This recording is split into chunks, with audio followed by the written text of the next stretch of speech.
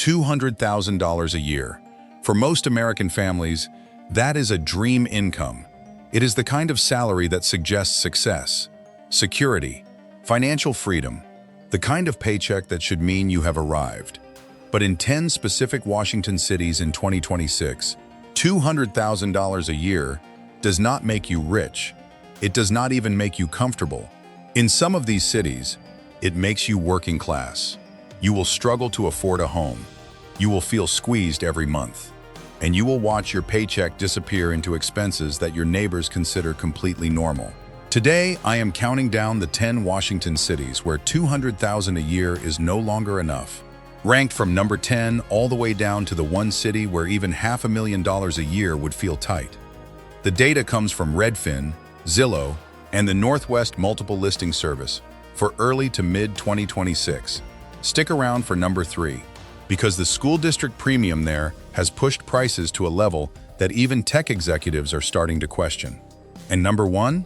Number 1 is a zip code where ordinary millionaires feel modest. Let's get into it. Starting at number 10, Redmond, Washington. Redmond is the home of Microsoft. The company employs over 50,000 people on its Redmond campus alone. That single employer has reshaped this city's entire cost structure. The median home price in Redmond now hovers right around $1.35 million. Single-family homes near the Microsoft campus and in established neighborhoods often start at $1.4 to $1.6 million. Let me run the math for you. A typical 30-year mortgage on a $1.35 million home with 20% down runs about $5,400 a month at current interest rates. Add property taxes, homeowners insurance, and in many Redmond neighborhoods a homeowners association fee. You are looking at $6,500 to $7,000 every single month just to keep the lights on in a basic family home. On a $200,000 gross salary, your take-home pay after federal taxes and benefits is roughly $12,500 a month. After housing, you have $5,000 left for groceries, transportation, healthcare, childcare, retirement, and everything else a family needs. It works. It is not comfortable, and one unexpected expense can break the whole budget. That is number 10. Number 9, Sammamish, Washington. Sammamish is a family-focused suburb just east of Bellevue and Redmond.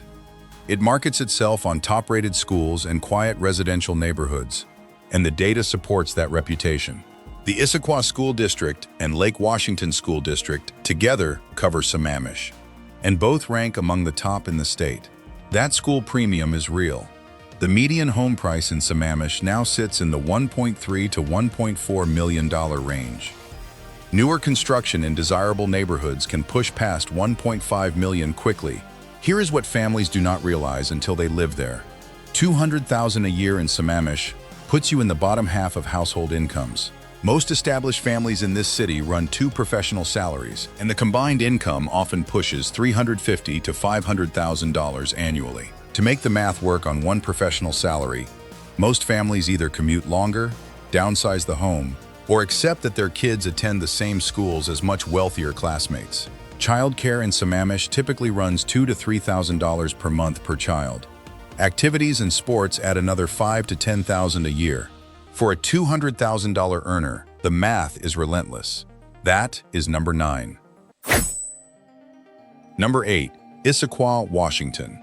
Issaquah is one of the most photographed small downtowns on the east side. Mountain views, the salmon run at Issaquah Creek, charming local shops, and a school district that consistently ranks in the top tier statewide. The median home price in Issaquah as of early 2026 sits at approximately $937,000 per Redfin data, with the broader Issaquah market showing medians as high as $1.1 million when including newer construction in the Issaquah Highlands. Inventory in Issaquah jumped 83% year over year, but prices have only softened about 8%. The market has more homes available, but they are still expensive. For a household earning $200,000 a year in Issaquah, the affordability story is slightly better than in Bellevue or Sammamish, but only slightly.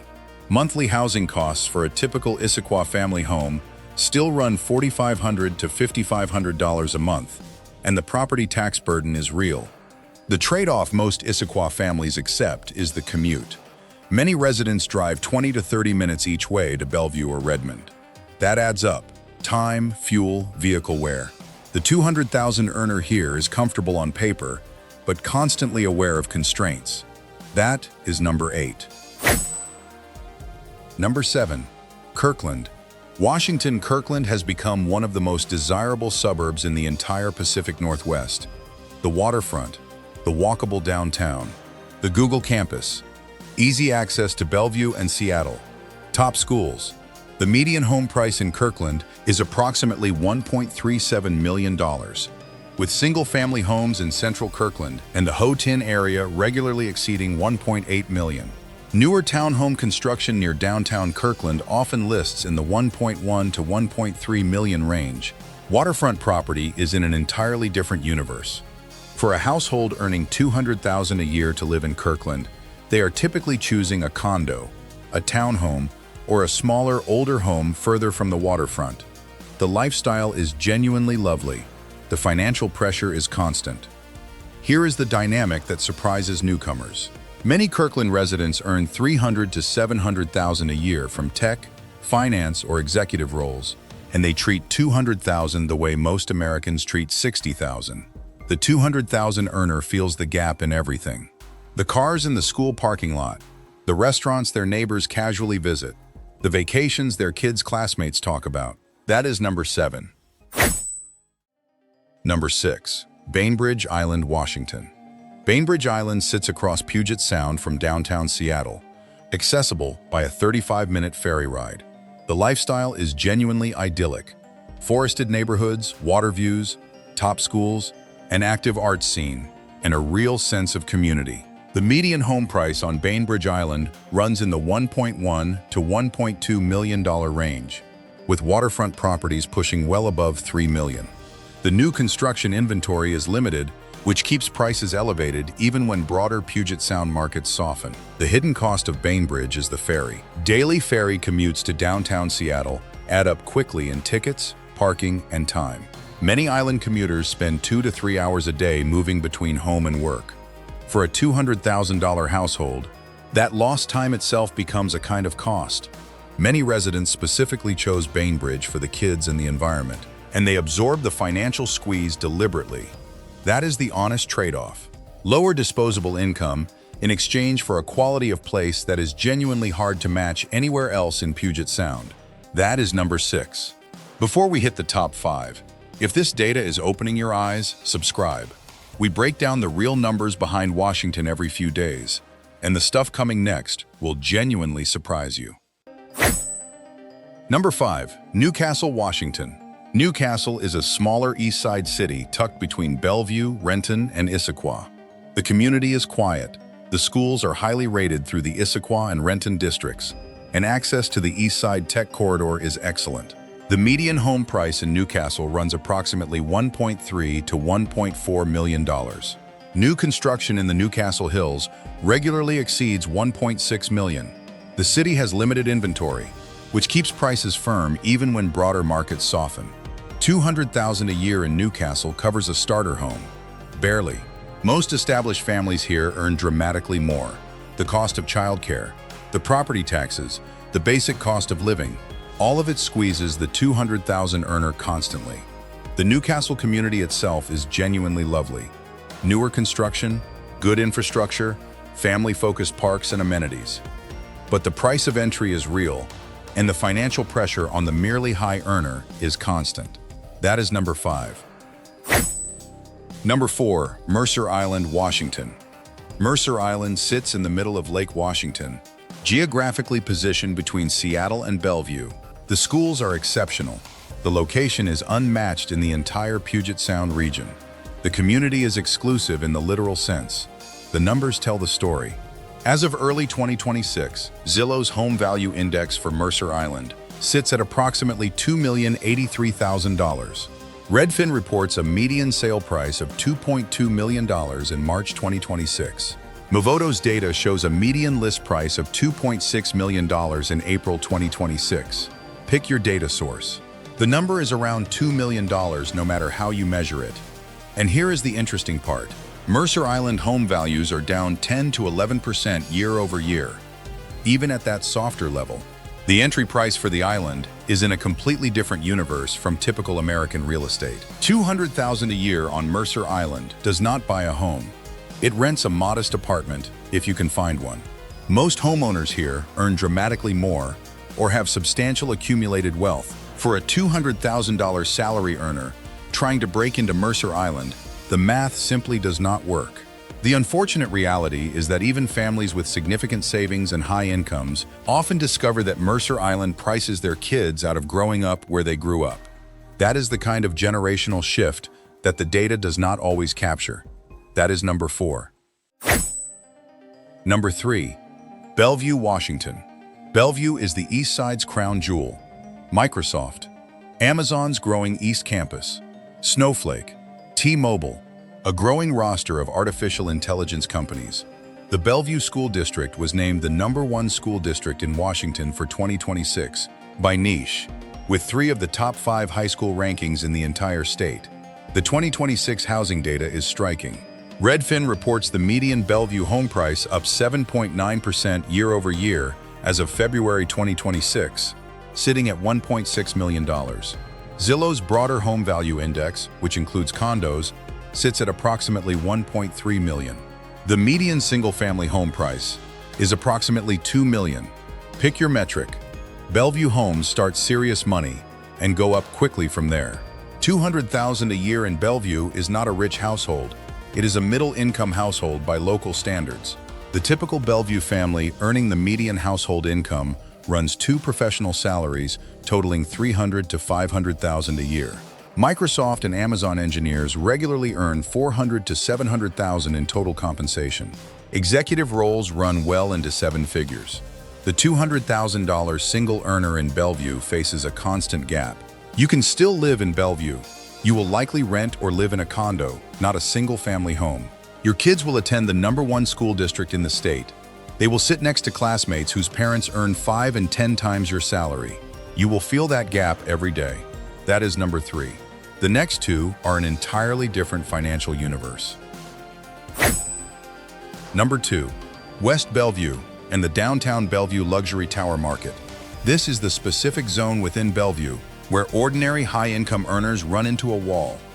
West Bellevue neighborhoods like Eastside and Viewcrest run from $2 million at the entry level to well above $5 million for waterfront and view properties. The new downtown high-rise towers, including Avenue Bellevue and the Maury, have brought new condo inventory in the $800,000 to $2 million plus range, with penthouse units exceeding $3 million. For the $200,000 earner, West Bellevue is essentially closed. The downtown luxury condo market technically has entry points around $800,000. But the monthly carrying costs, including HOA fees that often exceed $1,500 per month, push the total monthly housing cost into ranges that $200,000 income simply cannot support comfortably. This is where the city stops being a place where ordinary professional salaries can live. Even a $400,000 a year tech engineer feels constrained in West Bellevue. The $200,000 earner is, in practical terms, locked out. That is number 2. Number 1. Medina and Clyde Hill, Washington. These are the ultra-wealthy enclaves on the Eastside waterfront just west of Bellevue. Bill Gates' compound is in Medina. Jeff Bezos has owned property in this zone. The neighborhoods here represent some of the most exclusive residential real estate on the entire West Coast. Median home prices in Medina and Clyde Hill regularly exceed $5 million. Many homes sell for $10 million, $15 million, $20 million. Waterfront estates with private docks routinely exceed $30 million. There is essentially no entry-level housing in these zip codes. Even modest, smaller homes by the neighborhood's own standards still command $3 to $4 million pricing. $200,000 a year in Medina or Clyde Hill is service industry income. It is the salary the household help earns, not the homeowner. There is no realistic path for a $200,000 household to live here.